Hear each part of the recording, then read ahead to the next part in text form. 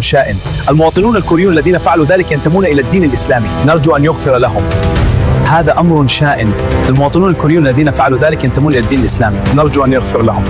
우리는 프라보 수비안토 대통령과 인도네시아의 모든 무슬림 여러분께 진심으로 사과드립니다. 우리는 발생한 인종차별에 대해 모든 인도네시아 국민께 사과드립니다. 진심으로 후회하며 사과드립니다. Ini kelewatan. Knets hina agama Islam, reaksi tokoh muslim dunia kaget dampak Knets versus siblings. Ya, jagat media sosial lagi panas setelah Knets diduga nyerang dan menghina agama Islam. Bukan cuma bikin netizen Asia Tenggara geram, tapi juga bikin banyak tokoh muslim dunia ikut kaget lihat dampaknya. Konflik Knets versus siblings sekarang enggak lagi sekadar ribut komentar, tapi udah jadi isu serius yang nyeret sentimen agama dan solidaritas lintas negara. Lampu konser nyala, light stick ribuan warna goyang barengan. Teriakan fans menggema di satu venue. Indonesia? Negara dengan jutaan fans K-pop. Konser apapun hampir selalu sold out. Anak mudanya hafal lirik lagu Korea, kadang malah lebih cepat dari lagu daerah sendiri. Tapi siapa sangka, satu insiden kecil di Malaysia, satu komentar rasis, satu hinaan ke agama.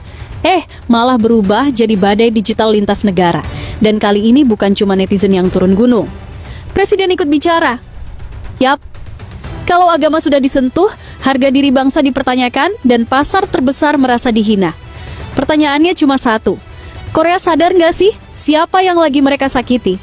Karena yang awalnya cuma ribut di media sosial, kok ujung-ujungnya malah merembet kemana-mana.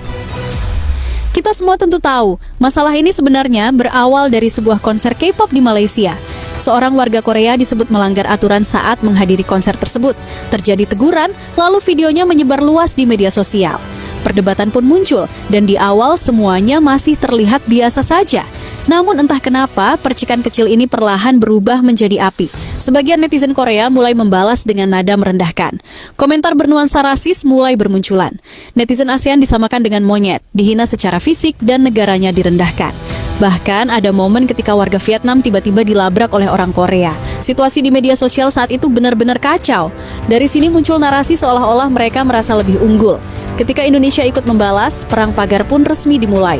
Rasis soal warna kulit saja sebenarnya sudah kelewatan. Hinaan soal ras, wajah, hingga IQ jelas jauh melampaui batas.